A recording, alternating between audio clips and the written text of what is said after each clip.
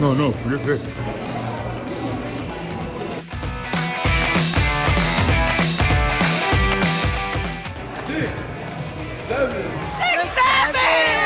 Wait, that's what I know he died.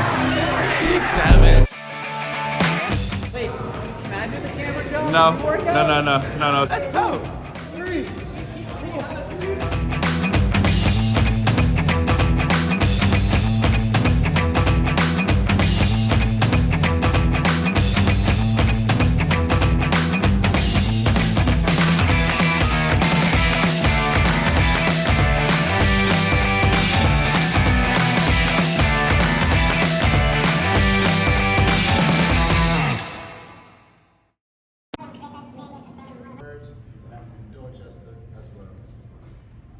Chris Douglas, I'm a recovering restaurateur. Used to have Ashmark Grill. I teach culinary at Boston University, and I live in Convent Square.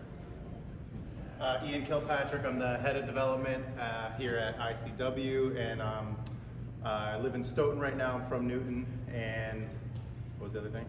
That's everything, right? Make sure you do it in the head of occupation. I'm Nate B. I'm a CPT for InnerCityWeightlifting. Born and raised in Jamaica Plain, Boston. Currently in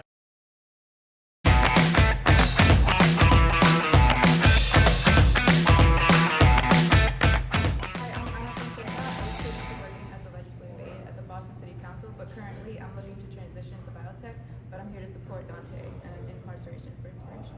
Going to the next woman. No, don't do me. You still part of it. I'm an attorney. I grew up in Attleboro, Massachusetts, and I live in Dorchester currently. Thank you. Jan, I am the director of Mental Health and Community ICW, and I'm from Brockton. I'm John from Amherst, Massachusetts, and I'm with ICW. CEO of ICW. Don't want to skip that. Megan Farragher, I'm from Bridgewater, currently live in Dorchester, and I'm the Corporate Community Engagement Manager here at ICW. Stephen Basden, I'm from Lynn, Massachusetts, currently living in Mattapan, and I am the Director of City Initiatives for Special Olympics, Massachusetts. Ralph Catalano came out of retirement for this workout, which was probably a mistake. And I'm from Everett, Massachusetts. Everybody, my name is Lily Christina. I am from Milan, Italy originally, and I'm a professor at Babson. Hi, I'm Larissa. I'm People Operations Manager here at ICW. I live in Wilmington, but I'm from Connecticut. Hello everyone, I am Sophia Alcaba. I currently reside in Mattapan, and I am the Director of the IT, that's Violence and Youth Prevention at the Boston Public Health.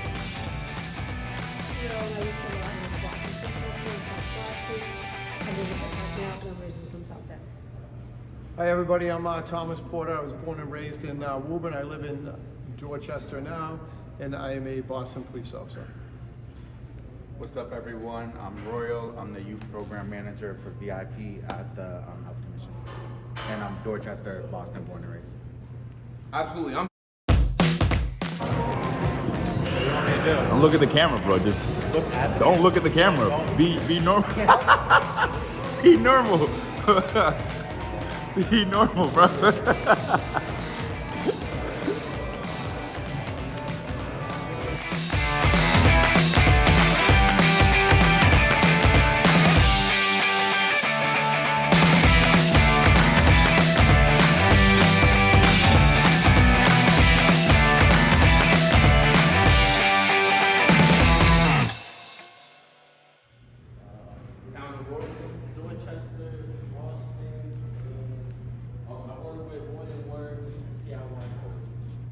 Perfect, please. My name is Jarvis Charlie. I'm a Career Services Manager for the program More the Words, and I'm from Dorchester. Dante, but I'll tell you more about that later. Hey, you guys get involved. Y'all look like y'all up to something. You're looking sketchy over here. Yeah, so y'all get involved. Everybody get involved.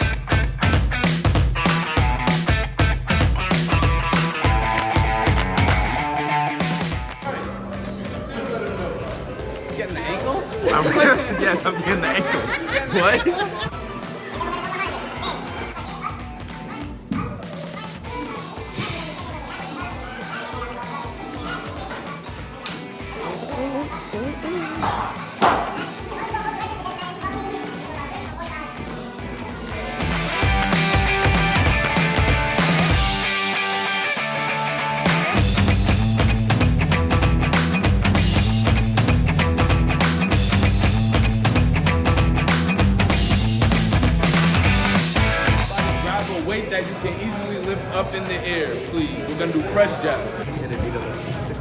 That's easy? All right.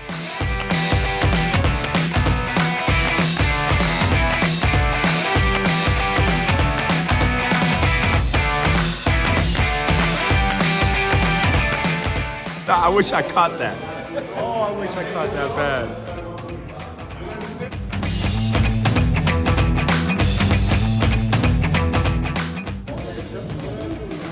Okay, is everybody ready? So, make sure you got enough space to do like this, right? Cool.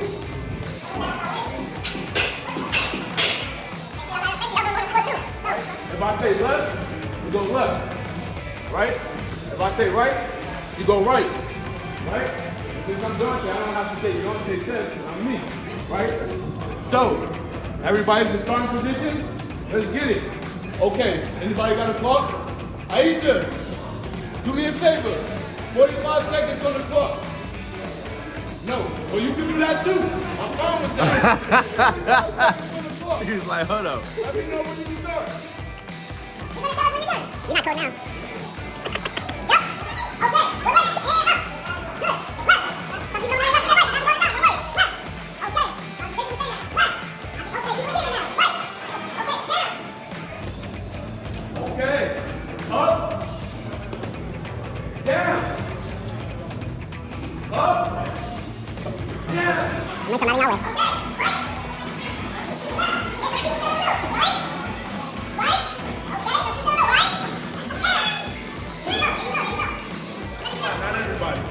Let's do this before we grab a medicine ball. We're gonna split everybody up into a team. So everybody grab a partner.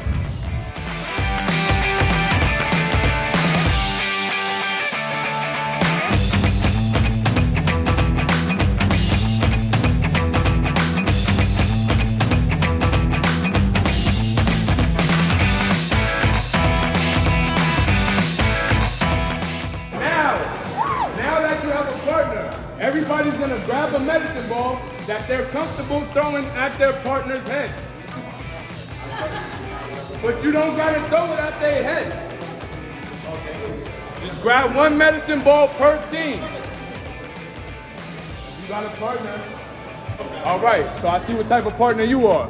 I'm already noticing what this guy's on. Oh, the shirt.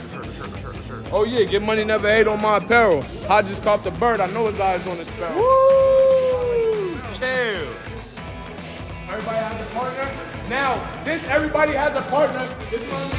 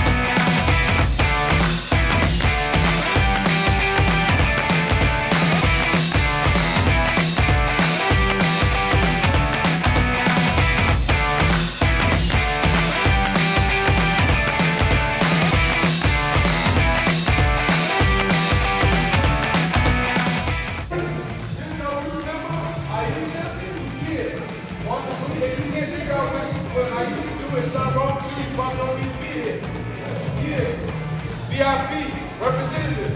So they are gonna go and do what they need to do and we can be going how they do.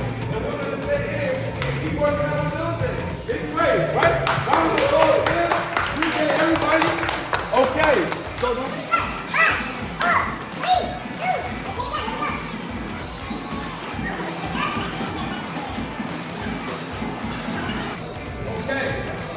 we're gonna do with these bins, once everybody's done grabbing water. These jokes. I don't know, I'm making this up on the fly. No, I'm just playing. Again, this is Reg's exercise. Shout out to Reg, who gave his support. Woo! Yeah. already, you guys. If you be so graciously show us what we're gonna be doing, you are the only other person besides the lady. Alright, we're gonna swing side by side. Get the same way. Using this hand to hold it, this hand to brace this hand. Press directly out in the middle. Soften the knees. Core tight, soften the knees. One person at a time. Don't let me pull you. Twist. There you go. Switch, but it's time when we say switch, it's all you gotta do is switch hands. Absolutely. Brace this hand.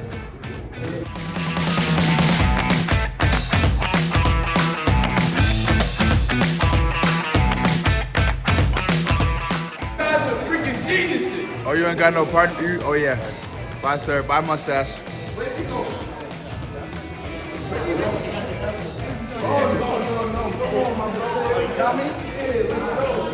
I've been waiting for this. He's like, I've been wanting to be in the workout. Let's go. See you later, Ian. Clap it up for Ian, who has to go. Appreciate everybody for being here. So here we go. In 5, 4, you start. Figure out who's starting on your team. Left side, 3, 2, let's go.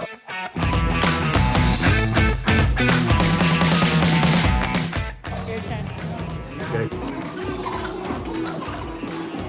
Be shy, we're all getting close-ups. That's right now. I hope you wash your face today. That's right now.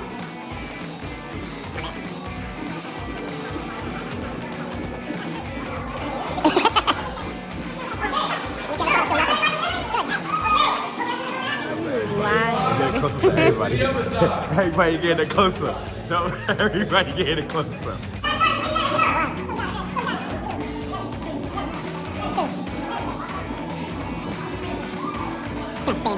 My bad, I coach too much.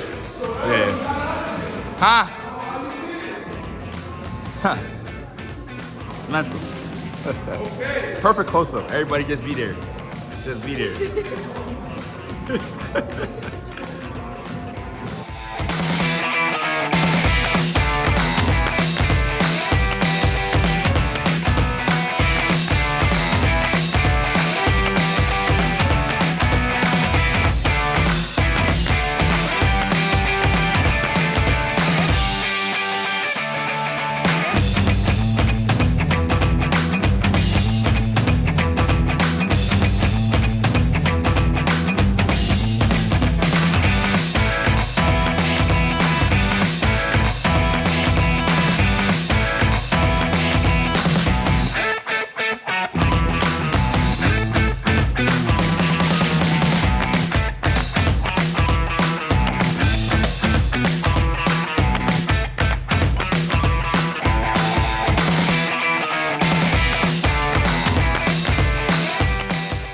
If I say green, you're gonna step over here. Yep, hello, that's me, green.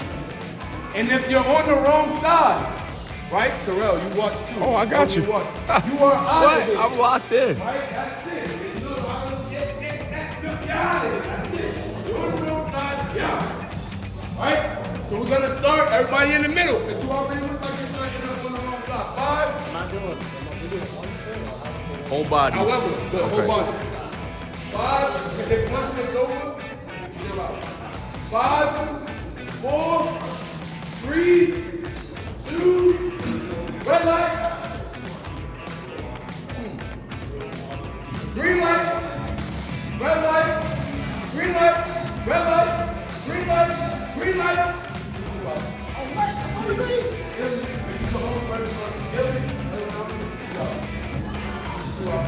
Oh, you're automatically out. Okay, here we go. Red light, green light, red light, green light, green light. Woo! I got you, Nate. Woo, hoo, hoo, hoo. Woo.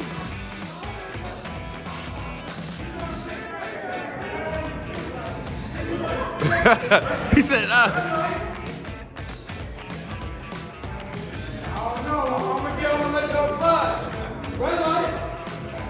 Oh, so wait, hold up. Question. If they rock with it, I'm gonna let you rock. Green light. Okay, red light. Red light. Nah, Tom slipped. He slipped. I saw it. He's good. He was there. He just trying to catch his balance. I got you. Now he's out. There we go. Red light. Green light. Green light. Yo, gotta. I saw. Is that your hop? Like just to keep yourself grounded? I'm gonna let you rock. I'm gonna keep it smooth. Okay. Red light. Green light. Green light. Okay, I see what you're doing now. You make sure you're in the green. Okay, red light. Red light. That was no. Red light. Green light. Red light. Green light. Red light. Green light. Green light. Green light. Okay, red light. Green light. Red light. Green light. Red light. Green light.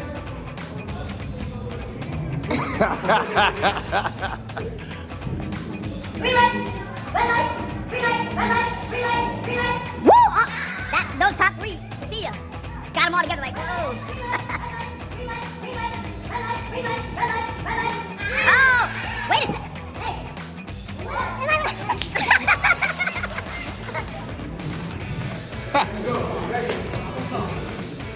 Keep going. Call them by name, and if you don't remember their name, ask them what their name is. No worries here. It's a lot of people. Ready? Here we go. Keep going. Bro.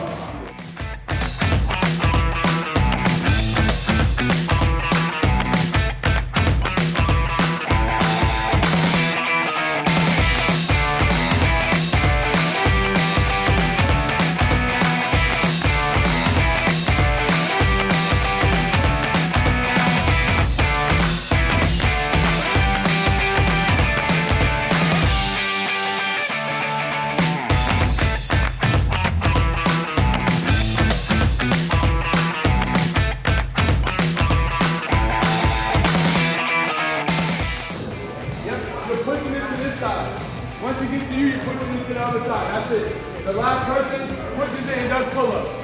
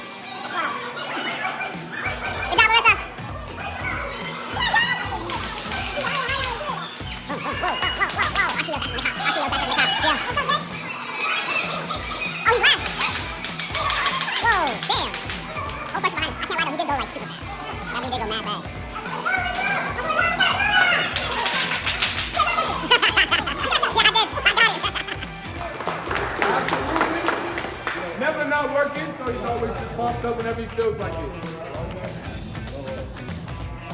Lunges. Not for you, you doing broad jump. It's only one person who got to do it. Oh, okay. So one of them. Yeah. So, let's go. You're the person who. I have a spine medical condition. Oh, it's okay. We just thank you for. At the end, we're doing push-ups instead of pull-ups. 10. Somebody new has to go last. Nah, I'm being that person.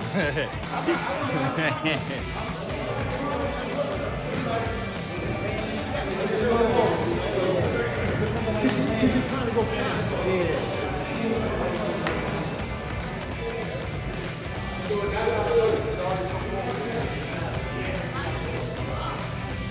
They're doing broad jumps all the way through. So that's slow too, though. So that's why. Unless you wanna. I wish. I just don't want to. It's the impact. No, of course. Yeah. No. Oh, I'm tweaking it. It's broad jump.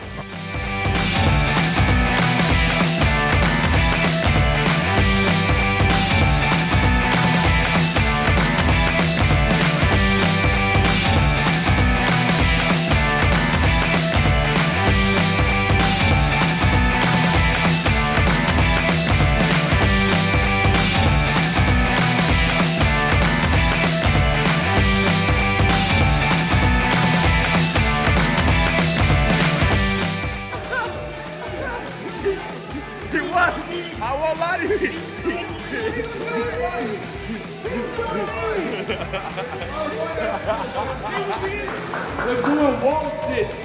Last person standing.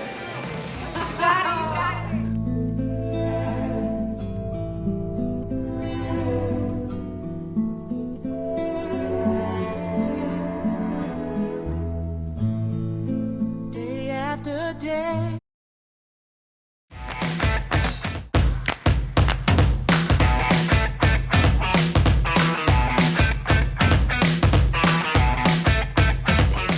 Moments later. My name is Terrell. Yo, yeah, Dante, add a medicine ball. Game over.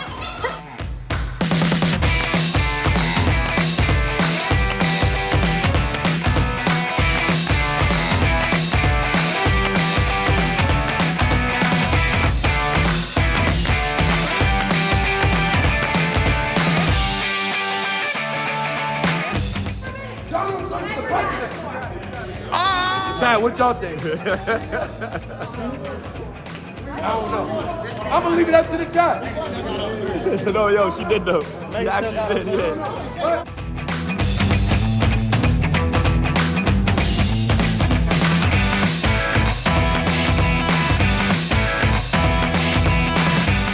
That's why I'm trying to make it Garrett in more than words.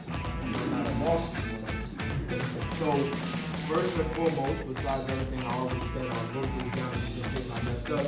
I want to say thank you for coming. So thank you everybody for coming. You guys did this every day. You guys deserve it. And now we try. We try that again. So we got this.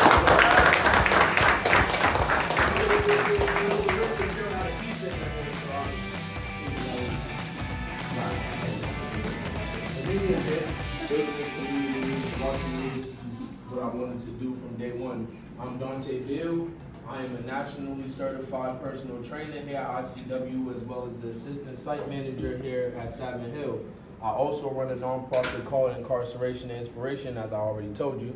I spent almost 17 years of my life incarcerated. I never been to DYS, so those were very pivotal years for me. I vowed to get out and make something of myself, stay focused on my music, and never forget what I went through in order to be who I am today. And I'm even more adamant about advocating for mental health and for youth. And regardless of how Ian will take the credit as he tried to on LinkedIn, that is why I wanted all of you people here. I'm sorry, Ian, I want to get this on camera. And Ian, see you later, buddy. So I know everybody knows somebody that probably isn't here, that should be here in this room, or that they could tell this to, so that, you know, for the future, it gets greater than this. And that's what I'm hoping for. I'm pleased to be partnered with Boston Police Department, because normally, you know, our relationship was a little different. Cops got guns, they giving out life like politics. VIP. Also pleased, I'm very pleased that Steve Baston initiated this connection. Thank you very much, Steve. And I want to thank Nate for being just as enthused as me, because all of us here at ICW have a say here. 100%. Having me a part of this. 100%. And I obviously want to thank Larissa for the snacks. Thank you. And then it leads me to thanking the next person, which is the boss, John, which rhymes with John. Yeah. Don't worry, these are all dad jokes. I got a 2-year-old, so I can do this. I appreciate all of the support. I appreciate, you know, Terrell for showing up with that hat, and Meg. Thank you. You guys are here. Ralph, I appreciate Ralph for coming out of retirement.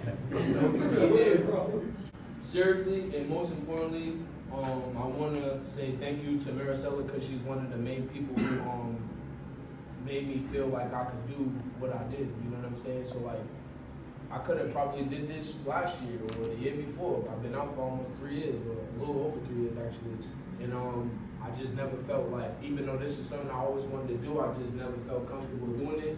And I don't even check emails. So she's like one of the people who would text me and be like, check the emails and all of this extra stuff. So I mean, most of the people in this room wouldn't be here if I didn't email them. I want to actually see a show of hands of how many people believe that mental health is important. So pretty much everybody in the room. Yeah, everybody. And I also want to ask how many people understand or believe that mental health is connected to behavior, you know, by show of hands. Okay, you know, I appreciate that. With everything that I said basically and everything that we know, how can we utilize that information to help people who suffer from mental health before or during situations where police are involved? I think a lot of that comes with training and understanding the reality of today. It's 2025, you know, and a lot of things, I feel like a lot of people are comfortable with like the stagnant issues of like how things are supposed to be, how things were, how things work. Working with youth, one thing I started to realize is that a lot of the times the youth, especially during this times of pandemic where changes happen, where a lot of the times they learn from watching stuff. They don't have that lived experience to be able to go out, you know what I mean, and do activities with friends or play, you know what I mean? A lot of times it was watching. We see it with our kids now. Reed Jones is talking about it.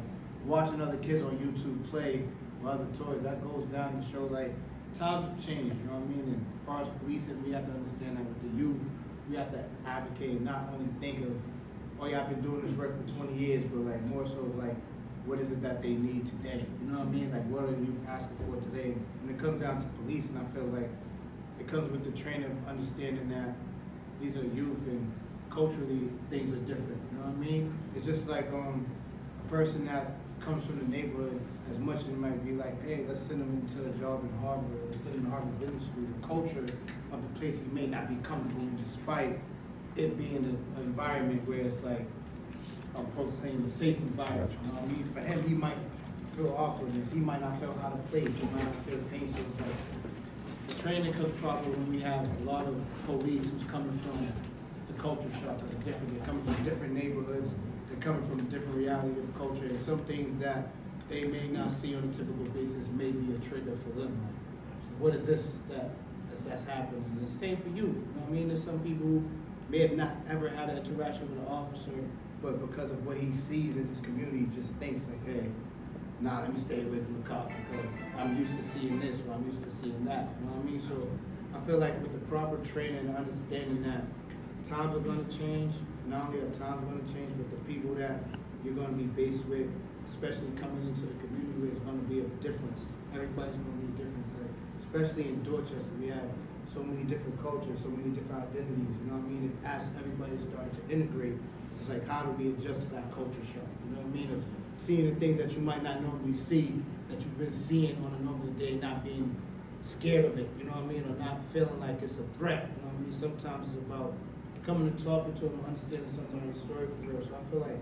it comes with proper training, you know what I mean? And not the training that is like the same training that they've been doing for years and years, but it comes with like having those people in those places, like coming up with new ideas as times change, you know what I mean? So I feel like it's not being stagnant with what you're learning and not being stagnant in policy rules or whatever policy may be, whatever that is, and just being able to adjust it, holding people accountable in those higher positions as well. Like, you can't close your mouth if you know you come from a community and it's your community and you have people talking about, hey, this is what we're going to do, and if you know that that's not going to work based off of the people in your community, speak up.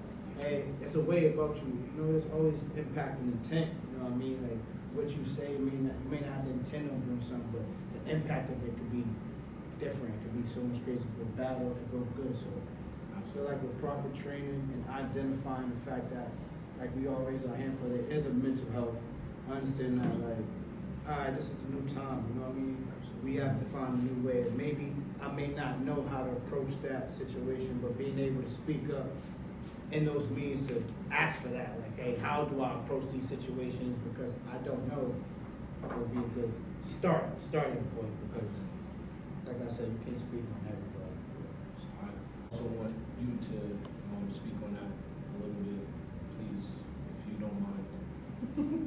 Yes. Thank you. No, yeah, I got you. But I think a lot of it is like, how do we understand one another? Understanding that law enforcement, they have a role to play, so as individual community members. is how do we kind of see each other, see police officers past the uniform, and how do we lower that power and that stigma? And I think a lot of it that comes from us as a community.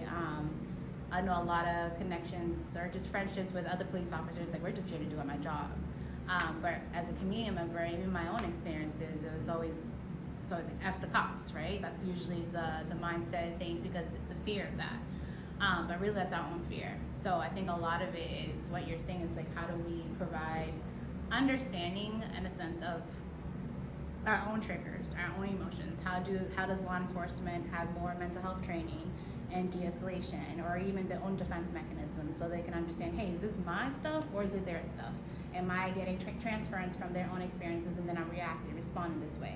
How do we transform or transform like our own responses to like reactions to responses? Like how can we respond differently during crisis situations versus reacting? And vice versa, I think for everyone else. When we see, I know for me when I was younger, you see a police officer, you get scared, you get afraid. Did I do something? You automatically like defensive.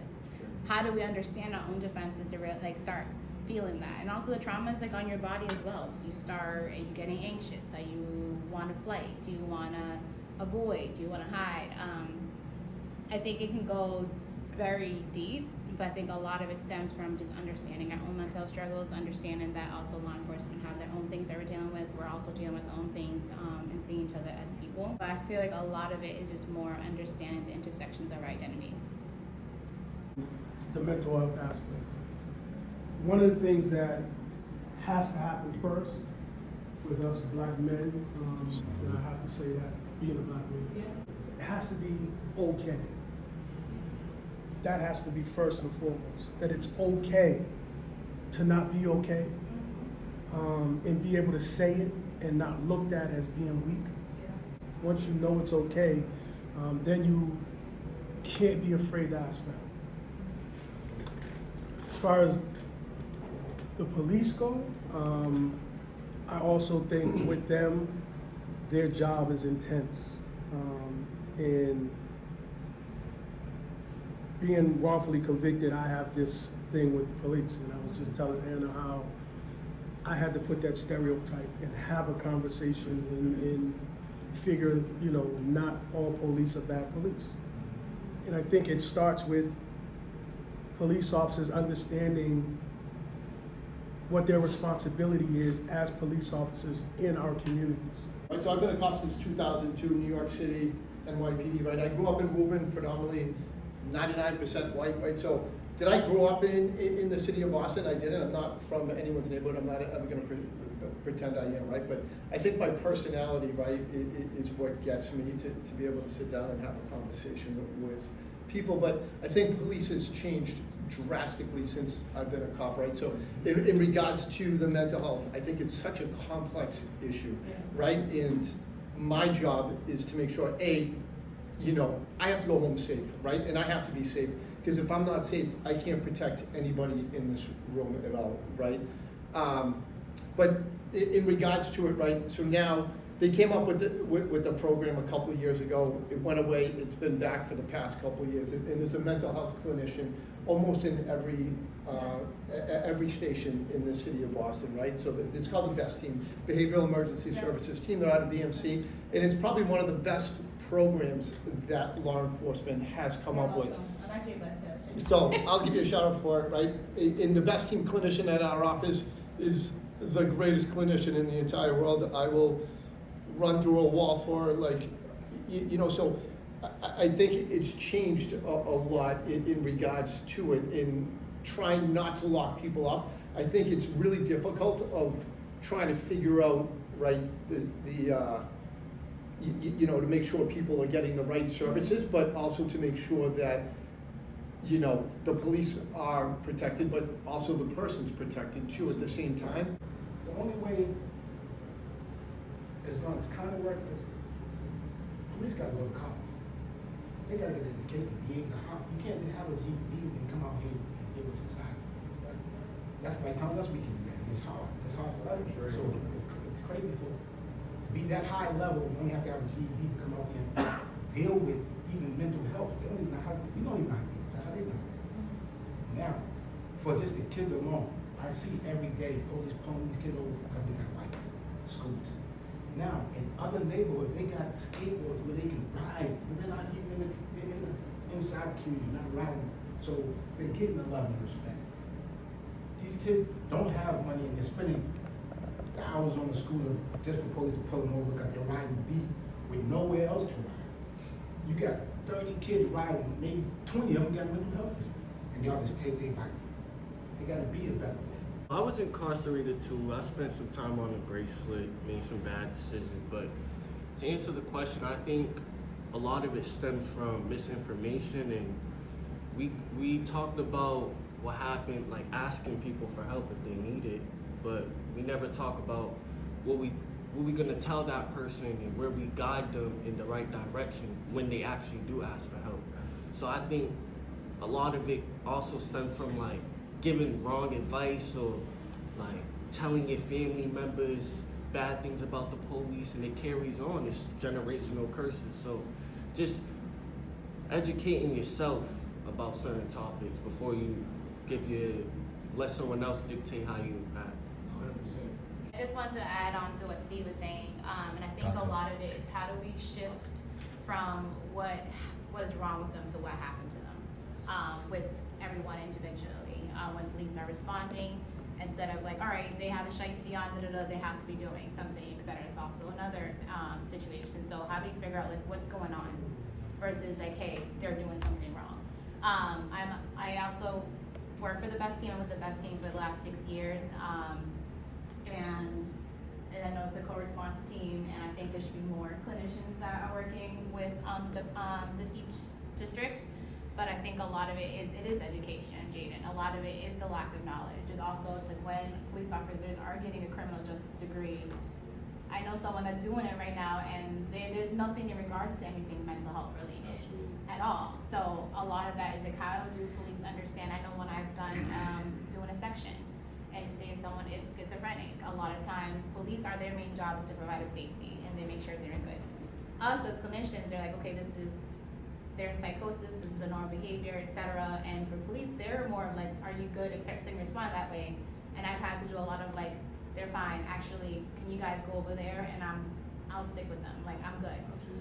And just providing that, I think a lot of even new clinicians don't understand that we're able to do that. How do you provide the psychoeducation to everybody else so they understanding, hey, these are manifestations of their diagnosis, and getting proper diagnosis, because that's a whole other subject. We know in urban areas and suburban areas that law enforcement is different, which we kind of spoke about, right? And we know that a lot of the police force is not even from the areas that they service, so we spoke about that as well. I want to ask, what does the future of policing look like in our neighborhoods, and how can we get more involved with at-risk youth in a more helpful and positive and productive way? I don't know what it's going to look like in the future. I think it's drastically changed since I was a cop in New York City. You know, it was a very hands-on. It was a lot of people were getting locked up. I think now it's very community. It's very community focused. Very right. So I do a lot of kids programs. I'm in charge of the problem properties in Dorchester. If there's any problem properties, reach out to me. Right. I'm in C11, house parties, all that other stuff. Right. But I deal with a lot of, I have 50 kids in the summertime that I do a gym program where I work out with the kids, right? So my whole goal is that I'm trying to show the kids that I'm just not like you, but I'm here to do and show you that I'm a face. I'm a regular person. I struggle working out just like everybody, right?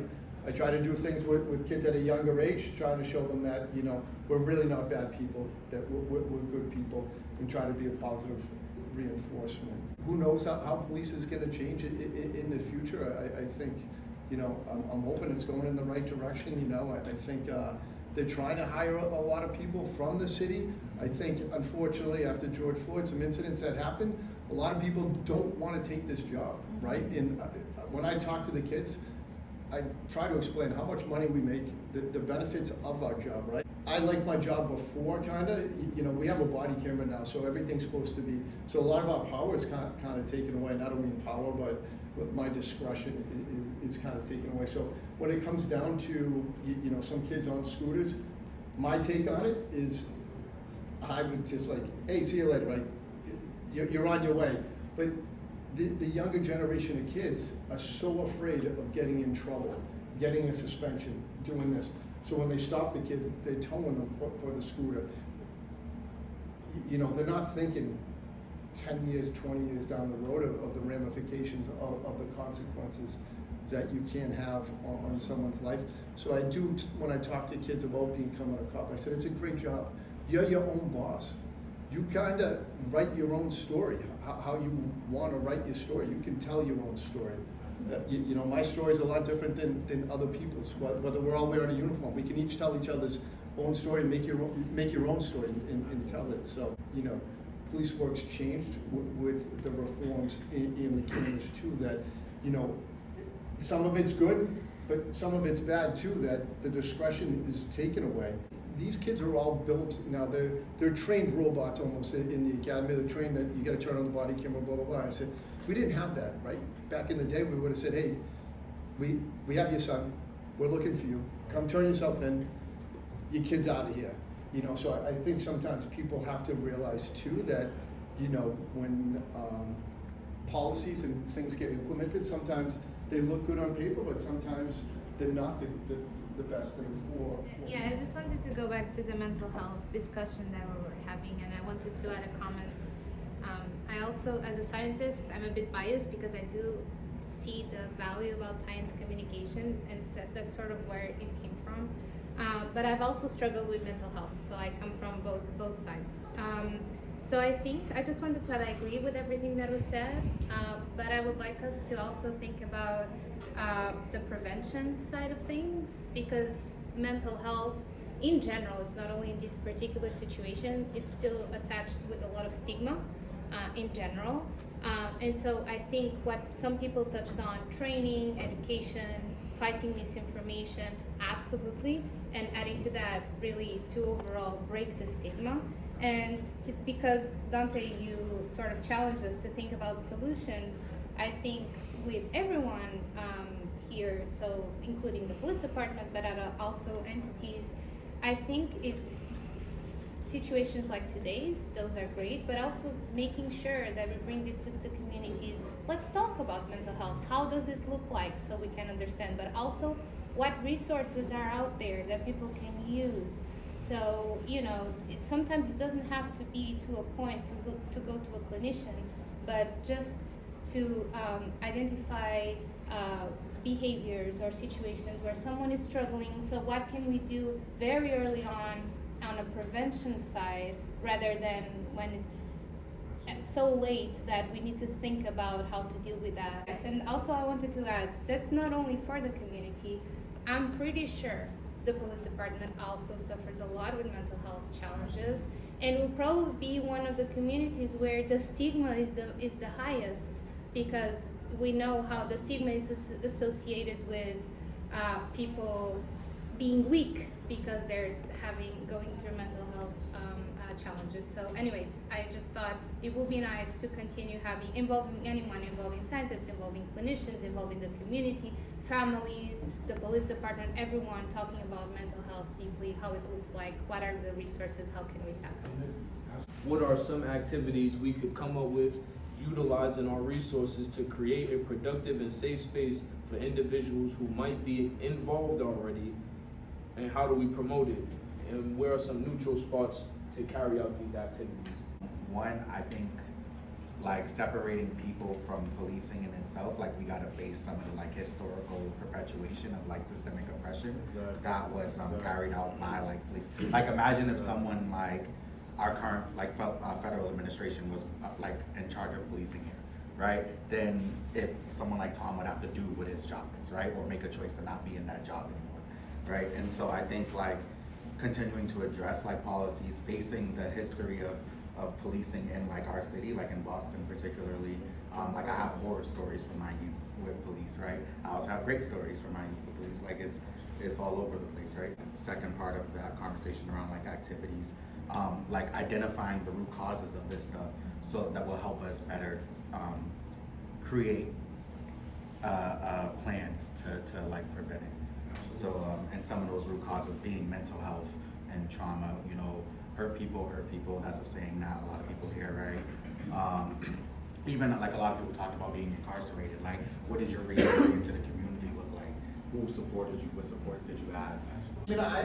Me personally, I think I do a gym program outside of this program. I got introduced through Stephen, thank you, doing this. I'm a big advocate of working out. You know, I'm not Nate, I'm not ripped out of my mind, right? But I think it serves a lot of purposes, right?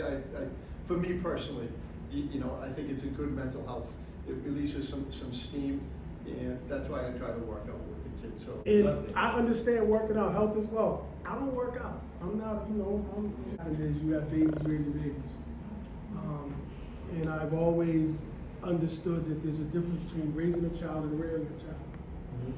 I have a grandson now, and I want to rear him in a way where his mind is thinking progressively. And there's the difference between rearing your child and putting things in place. And even us as a community, we've gotten away from community, I don't want to say policing, but community raising. When I grew up, my neighbor, if I did something wrong, she was able to check me. That we've gotten away from that. Yeah, and the youth now are so disconnected and disrespectful, bro. It's not just working out. No, but that's what I'm saying. There's You're right. other things It's that, other you know, things, we 100%. have to be a community and a village to say, hey, write to journal. Write down what you're thinking today. You know, I'll see some youth and I'll be like, you know, I got these questions. It's like, share your first thought in the morning. What does that look like? You know what I'm saying? Share how you identify your triggers, and that's another thing. How do we provide the tools they need to give them like the capacity to identify the agency? The agency helps them determine, hey, I want to be able to do X, Y, and Z. Do you want to go trade? Do you want to, hey, I want to be an entrepreneur and I want to start a business. All right, that. There's so many things that we can do that are legal. You know what I'm saying? It's like pushing, right? Pushing. If you're I pushing, customer service skills, you know how to budget, you know how to put, This is one of them. No, but I continue to do this. Want to own my own business. And that was what I did. And I started creating t-shirts with bleach. And then I got creative and started putting rhinestones on hoodies and selling them for $150. I did a shirt for him for his last show. Like, these are things that, okay, let's have these workshops and teach these kids how to take a bottle of bleach from Zaire's or Zaire's. Damn, I just aged myself. Whoa! So this is literally how it goes. And again, I appreciate everybody for coming. I know a few people trying to leave out of here, and this ain't gonna be the last one. So anybody who has anything other to add, I want you to like not just keep it in with yourself, but like definitely reach out, whether to me or the next one. Make sure that you are able to tell myself, Maricela, or anybody here, so that we can make sure that we talk about it at the next one. And I hope to see y'all at the next one. And that's, you know, pretty much it. With respect to time, I just want to let everybody, you know, do what they need to do. But again, I appreciate everybody for coming. And yeah, I'm pleased, you know. So absolutely. Thank you.